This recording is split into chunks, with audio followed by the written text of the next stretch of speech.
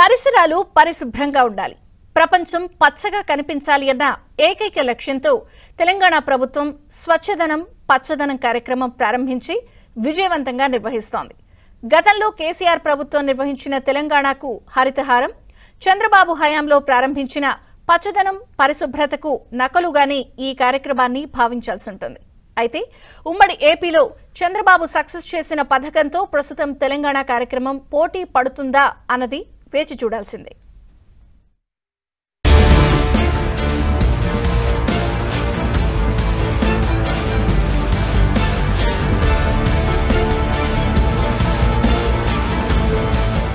గ్రామాలు పట్టణ ప్రాంతాల్లో పారిశుద్ధ్యం మెరుగుపరచాలన్న లక్ష్యంతో తెలంగాణ ప్రభుత్వం సోమవారం నుంచి స్వచ్ఛదనం పచ్చదనం కార్యక్రమాన్ని చేపట్టింది.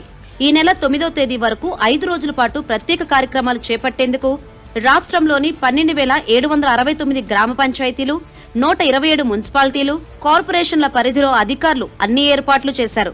స్వచ్ఛదనం పచ్చదనం కార్యక్రమంపై ప్రజలకు అవగాహన కల్పిస్తున్నారు. అదేవిధంగా ప్రభుత్వ కార్యాలయాలు, కూడళ్లు, రోడ్లను శుభ్రం చేయడం, మరుగుదొడ్లు లేని ఇళ్లను గుర్తించడం, ఇళ్లలోని చెత్తను సేకరించి సెగ్రిగేషన్ షెడ్లకు పంపటం, చెత్త సేకరించే వాహనాలకు జీపీఎస్ వ్యవస్థను అమర్చడం వంటి కార్యక్రమాలు చేస్తున్నారు.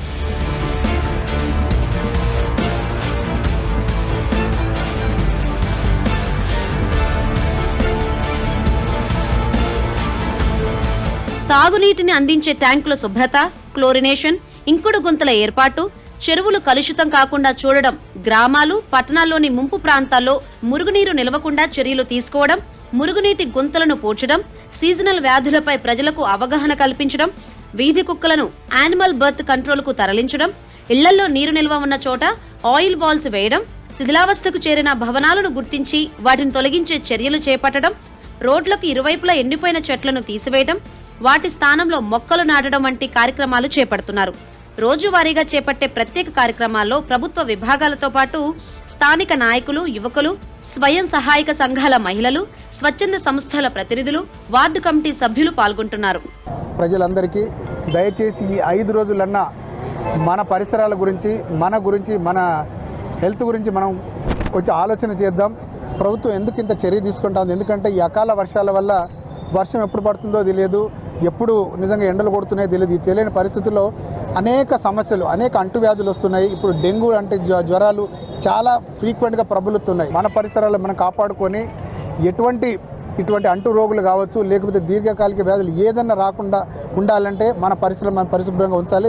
ప్రతి ఒక్క పౌరుడు బాధ్యతగా ఈ పచ్చదనం పరిశుభ్రత కార్యక్రమంలో భాగస్వాములు కావాలి. స్వచ్ఛదనం పచ్చదనం తరహాలోనే కేసీఆర్ హయాంలో తెలంగాణకు హరితహారం కార్యక్రమం నిర్వహించారు. 2015 జూలై 3న చిలుకూరు బాలాజీ దేవాలయంలో సీఎం కేసీఆర్ ఆ కార్యక్రమాన్ని అధికారికంగా ప్రారంభించారు.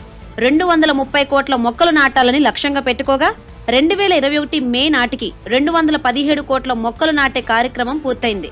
అందుకోసం 5,230 కోట్ల రూపాయలు వ్యయం చేశారు. 2021 నాటికి 632 చదరపు కిలోమీటర్ల అడవులతో తెలంగాణ దేశంలోనే 2వ స్థానంలో నిలిచిందని మరుసటి సంవత్సరం కేంద్ర ప్రభుత్వం ప్రకటించింది. అయితే 2023 నాటికి అందుబాటులో ఉన్న లెక్కల ప్రకారం అప్పటికి 273 కోట్ల మొక్కలు నాటారు. అందుకు 10,822 కోట్లు వ్యయం చేశారు. 1,00,000 కిలోమీటర్ల మేర రహదారుల వనాలు విస్తరించి ఉన్నాయి.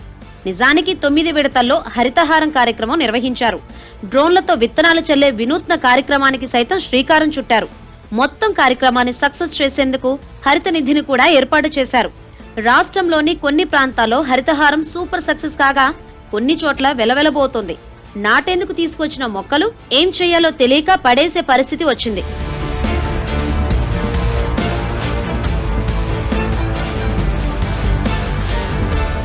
నిజానికి ఈ 2 ప్రోగ్రామ్స్ కు 1998లో అప్పటి ఉమ్మడి రాష్ట్ర ముఖ్యమంత్రి చంద్రబాబు నాయుడు ప్రారంభించిన పచ్చదనం పరిశుభ్రతే మూలమని చెప్పాలి. దార్శనికుడైన చంద్రబాబు ప్రారంభించిన ఆ పథకం అప్పట్లో తిరుగులేని సూపర్ సక్సెస్ అయింది. అదో ఇన్నోవేటివ్ ప్రోగ్రాం. మొక్కలు నాటడం ద్వారా డీఫారెస్టేషన్ ను అడ్డుకోగలిగారు. ఎఫారెస్టేషన్ ద్వారా వాతావరణ సమతౌల్యం సాధించారు. పచ్చదనం ద్వారా రాష్ట్ర వ్యాప్తంగా మొక్కలు నాటగలిగితే పరిశుభ్రత కార్యక్రమాల ద్వారా దోమల నివారణతో పాటు ఎలాంటి వైరస్లు వ్యాపించకుండా చూడగలిగారు. సీజనల్ గా వచ్చే వ్యాధుల నుంచి తెలుగు ప్రజలకు విముక్తి కలిగించారు. అప్పట్లోనే వేకెంట్ ల్యాండ్ ట్యాక్స్ ద్వారా కాలనీలో ఉన్న ఖాళీ స్థలాల ప్రక్షాళన చేయగలిగారు. తర్వాతి కాలంలో ఆ కార్యక్రమాన్ని మర్చిపోయినా ఇప్పుడు కూడా చంద్రబాబు ఆ అంశాలను ప్రస్తావిస్తున్నారు. Love nature, be near to nature అంటున్నారు. ప్రకృతిని విస్మరిస్తే వైనాడ్, ఉత్తరాఖండ్ లాంటి విలయాలు తప్పవని ఆయన హెచ్చరిస్తున్నారు. ఫారెస్ట్ ఏరియా చాలా కొంతమంది ఫారెస్ట్ మీద శ్రద్ధ పెడతారు.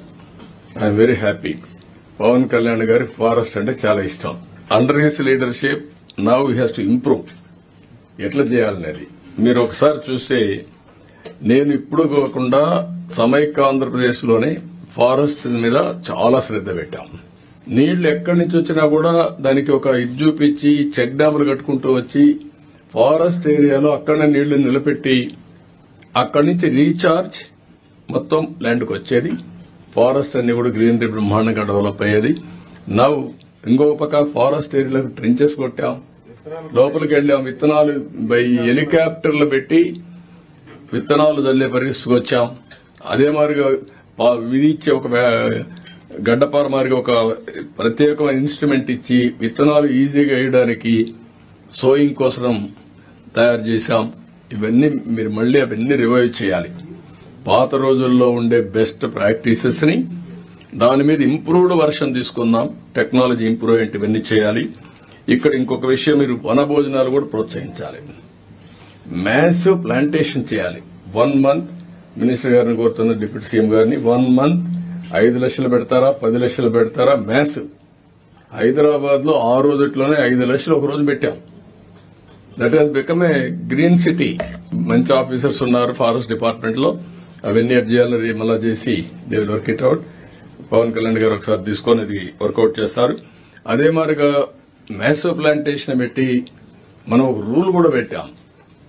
వన మహోత్సవం, వన భోజనాలకు వెళ్ళాలన్నాం. Go and enjoy with nature. 1 day all officers, respect to units, nearest forest, spend morning to evening, attach with nature, love nature, promote nature. ఏదేమైనా చంద్రబాబు ప్రారంభించిన పచ్చదనం పరిశుభ్రత కార్యక్రమాన్ని చాలా రాష్ట్రాలు అనుసరించాయి. మోదీ స్వచ్ఛ భారత్ కార్యక్రమానికి కూడా అదే ఆదర్శమైంది.